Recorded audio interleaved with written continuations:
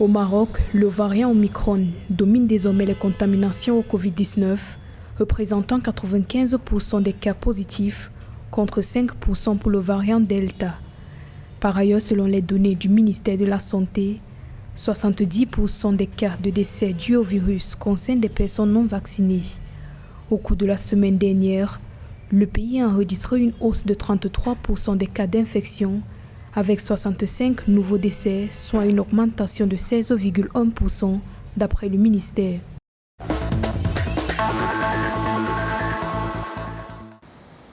Après une explosion de cas d'infection au Covid-19, une tendance baissière s'observe au Gabon.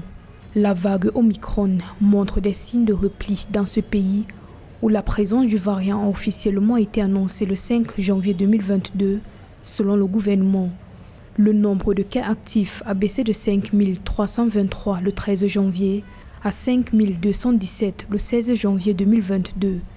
Si au début de ce mois de janvier, le taux de positivité a atteint jusqu'à 31,5%, ce taux est descendu à 6,7% d'après les chiffres officiels.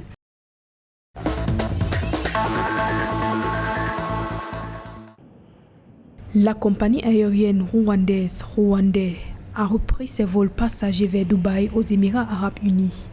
L'annonce intervient 3 semaines après la suspension des vols pour limiter la propagation du Covid-19.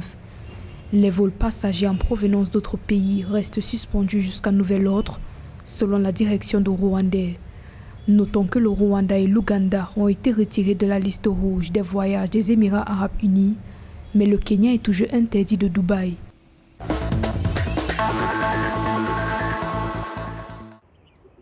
Les activités du Parlement algérien sont suspendues depuis le 18 janvier 2022 jusqu'à nouvel ordre.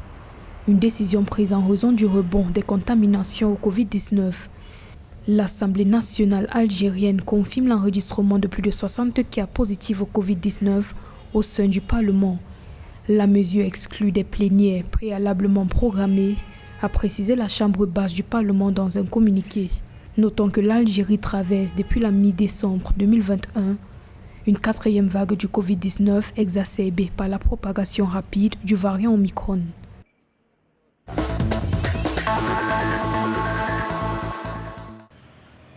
L'Ouganda a levé les contrôles Covid-19 à sa frontière avec le Kenya afin d'enrayer une pénurie de carburant. Le 18 janvier 2022, le gouvernement a suspendu les tests Covid-19 obligatoires à la frontière. Cette décision s'explique par d'énormes files d'attente de camions de carburant le long de 70 km de la frontière, provoquées par les contrôles Covid-19 obligatoires, une situation qui perturbe l'approvisionnement en carburant.